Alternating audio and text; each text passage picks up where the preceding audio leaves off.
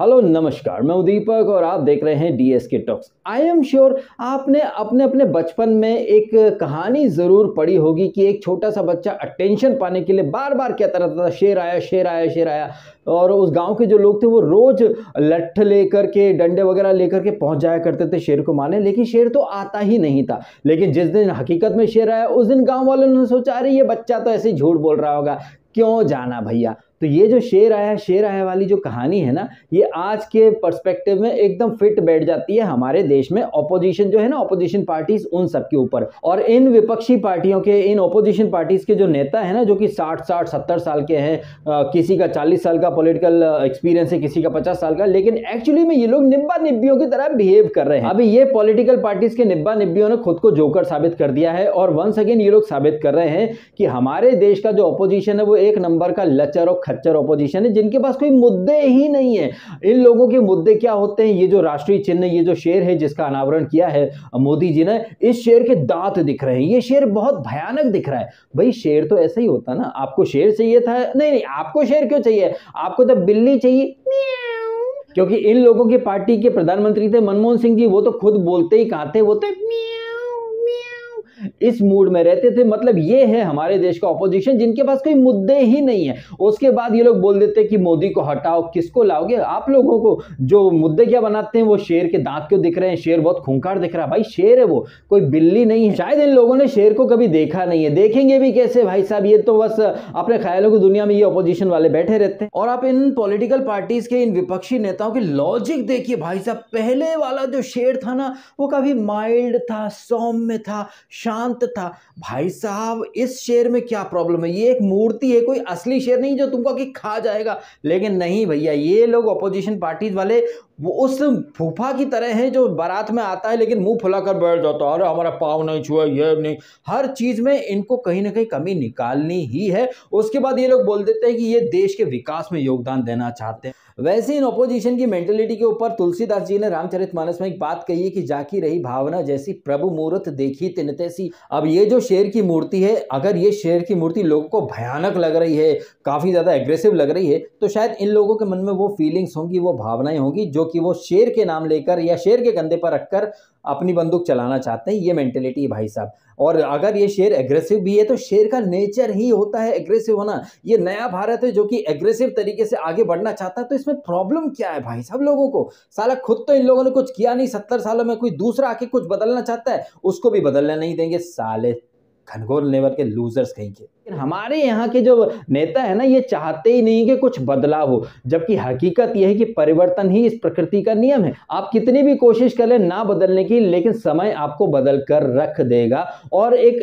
परंपरा रही है, भगवान कृष्ण ने खुद जिस गोकुल में, वृंदावन में वो रहे थे, समय आने पर उसे छोड़ दिया एंड अपनी सारी यादों को, सारे मोह माया को छोड़कर द्वारका को अपनी नगरी बनाया था। फिर समय आने पर वो द्वारका भी डूब गई थी। मतलब आज के ये जो नेता हैं, ये लोग अगर उस जमाने में होते तो नहीं नहीं नहीं नहीं, हम नहीं छोड़ेंगे, हम नहीं छोड़ेंगे। आप खुद देख लीजिए कि हमारे यहाँ के जो विपक्षी नेता हैं, उनके पास कॉमन सेंस नहीं है, उनके पास आईक्यू नहीं है। वो चाहते ही नहीं कि देश में बदलाव हो या देश में कुछ नया हो। उसके बाद इन विपक्षी पार्टियों के जो सपोर्टर्स हैं, जो फॉलोअर्स हैं, वो खड़े होकर बोल देते हैं देश आगे नहीं बढ़ रहा है। भाई देश को आगे बढ़ाने के लिए आप क्या कर रहे हो? बदलाव जो है वो सबसे इंपॉर्टेंट होना चाहिए, लेकिन आप तो चीजों को बदलना ही नहीं चाहते हो। जब कोई नया बिल या नया कानून है तो लोग विरोध करने बैठ जाते हैं। कुछ नए रिफॉर्म की बात हो तो लोग बैठ जाते हैं विरोध करने। उसके बाद बोलते हैं अरे चाइना आगे निकल गया, सिंगापुर आगे निकल गया, हम नहीं निकल पाए। अरे तुम निकलने कहां देना चाहते हो? तुम तो हर चीज में स्पीड ब्रेकर बन के बैठ जाते हो, कभी शाहीन बाग के नाम पर, कभी किसान आंदोलन के नाम पर, कभी स्टूडेंट के नाम पर, कभी अग्निवीर योजना के नाम पर। आपको तो हर चीज में बस देश को पीछे ही खींचना है, आप आगे बढ़ाना ही नहीं चाहते हो। फिर आप बोल देते हो अमेरिका आगे निकल गया, ये आगे निकल गया। क्या ऐसी हरकतें करके आपको लगता है कि हम सुपर पावर बन पाएंगे? या फिर जो $1 ट्रिलियन इकोनॉमी और ये जो बातें हो रही हैं,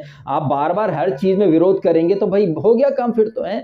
अगर आपको चाहिए कि भैया चीजें नहीं बदलें, आप 70 साल पुराने ढर्रे पर चलना चाहते हैं, तो सबसे पहले शुरुआत आप खुद कर दो। सबसे मजे की बात तो ये कि खुद को इंटेलेक्चुअल और लिबरल और इंटेलिजेंट बोलने वाले ये ऑपोजिशन लीडर नहीं चाहते हैं कि कोई बदलाव हो। अगर आप नहीं चाहते कि कोई बदलाव हो तो तो महोदय जी, आप ये शुरुआत खुद से क्यों नहीं करते? आप अगर चाहते हैं कि देश पुरानी परंपरा से चले, तो 70 साल पहले ना तो कोई मोबाइल थे, ना ही आज के जैसे कपड़े थे, ना ही आज जैसी गाड़ियां थी, ना ही आज जैसे घर थे। आप चले जाओ उस जमाने के कच्चे घरों में रहना शुरू कर दो, बगैर मोबाइल बगैर फोन की जिंदगी जीना शुरू कर दो। आपको तो अपनी जिंदगी में अल्ट्रा मॉडर्न सुविधाएं चाहिए, आपको तो सारी डेवलपमेंट और सब नई नई चीजें चाहिए, लेकिन आप चाहते हो कि देश उसी 70 साल पुरानी व्यवस्था के हिसाब से चले हैं। एक समय होता है जब व्यवस्थाएं बदलनी पड़ती हैं। अगर आप व्यवस्था नहीं बदलेंगे और समय के साथ खुद को नहीं बदलेंगे, नहीं अपडेट करेंगे, तो फिर आपका विनाश पक्का हो जाएगा। जैसे भीष्म पितामह को भगवान कृष्ण ने बताया था कि आपने एक समय पर ब्रह्मचर्य की वो ली थी प्रतिज्ञा, भीष्म प्रतिज्ञा, लेकिन उस प्रतिज्ञा ने आपको ऐसा बांध लिया कि आप समय आने पर सच का, नीति का, धर्म का, न्याय का साथ भी नहीं दे सके।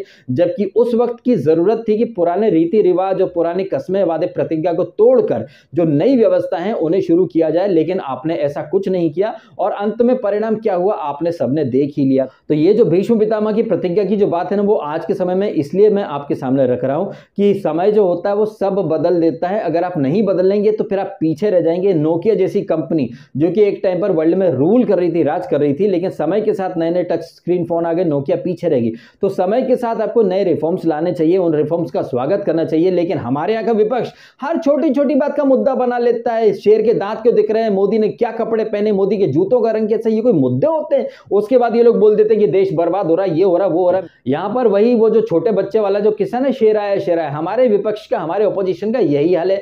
हर चीज में ये लोग मुद्दा बनाने की कोशिश करते हैं और फिर बोलते हैं मोदी क्यों जीत रहा है। आई थिंक मोदी और बीजेपी जो बार बार जीत रहे हैं ना, इसमें सबसे बड़ा योगदान तो विपक्ष का है, क्योंकि हमारा जो विपक्ष है वो एक नंबर का थर्ड क्लास निब्बी निब्बा वाला विपक्ष है, जिनके पास कोई कॉन्क्रीट मुद्दे ही नहीं होते हैं, कोई अच्छी बातें ही नहीं होती। वो खुद नहीं चाहते कि देश में कुछ अच्छी चीजें हो, विकास हो, डेवलपमेंट हो, क्योंकि हर चीज में तो विरोध करने बैठ जाते हो। एक तरफ ये बोलते हैं कि हमें विकास चाहिए। भाई ऐसा विकास कौन सा होता है जो रास्ते ब्लॉक कर दो, विकास आएगा कहां से? आप नए रिफॉर्म नहीं लाना चाहते हो, आप मुद्दों की बात नहीं करना चाहते हो, आप किसी भी टटपुंजी बात को, किसी भी आलतू फालतू चीज का मुद्दा बना करके मीडिया में आके बैठ जाते हो, पब्लिक को बरगला देते हो। फिर आप बोलते हो कि हमारे देश में विकास नहीं हो रहा, ये नहीं। आप खुद कितना कंट्रीब्यूशन दे रहे हो देश के विकास में? अपनी गिरेबा में कोई नहीं देखेगा। 70 सालों से आपकी पार्टी ने देश के ऊपर राज किया था, क्या रिफॉर्म लेके आए थे आप? क्या विकास किया था आपने? जरा बताओ ना दुनिया को, है वहां पर सबके मुंह में दही जम जाएगा। हिंदू मुस्लिम के नाम पर देश का बंटवारा करें आप, 48 में पीओ के हाथ से निकल जाने दें आप,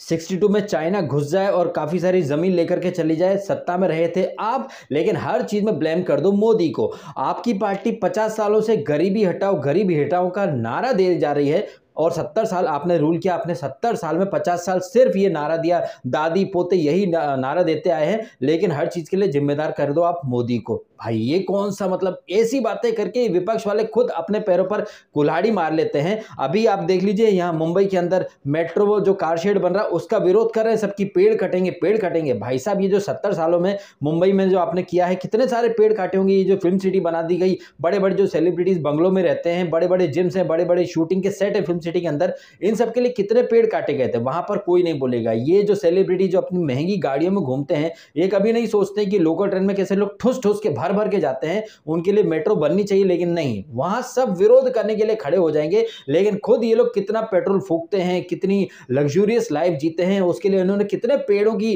कुर्बानी ली होगी, वहां पर कोई कुछ नहीं बोलेगा। लेकिन जनता के लिए या फिर देश के लिए कुछ भी अच्छा होगा तो वहां ये सारे के सारे हरामखोर बैठ जाएंगे विरोध की पीपड़ी बजाने के लिए। संविधान मर गया, ये हो गया, वो हो गया, शेर बहुत खूंखार है, ये है वो है। बात तो ये लोग ऐसे करें कि जैसे वो शेर जो वो इनके घर में घुसने वाला है। मतलब साबित हो रहा है कि हमारे देश का ऑपोजिशन एक नंबर का खच्चर ऑपोजिशन है, जिनमें दो पैसे की अकल है नहीं। इनकी पीआर टीम या पता नहीं इनकी मार्केटिंग टीम इनको बता देती कि चलो इसके ऊपर पीपड़ी बजा दो विरोध की। अब तक तो ये था कि एक ही पप्पू काफी है बीजेपी को जिताने के लिए, अब तो पूरा विपक्ष ही पप्पू पंथी पर उतर आया है और हार जाएंगे अपने ब्लंडर से। फिर बोल देंगे अरे ईवीएम खराब हो गई है, क्या मोदी ने हैक कर लिया सर, बेवकूफ। ये तो है इन लोगों की अकल, और इनके फॉलोअर्स, इनके सपोर्टर्स इनसे भी गए गुजरे हैं। मतलब ये नेता लोग अगर हकते हैं तो इनके जितने भी आपियास फापियास शमशेर जितने भी हैं वो सब के सब उसको अरे च्यवनप्राश है, च्यवनप्राश है मित्रों, च्यवनप्राश है, हाँ पप्पू बाबा का च्यवनप्राश है, कल ही टेस्ट किया था। हाँ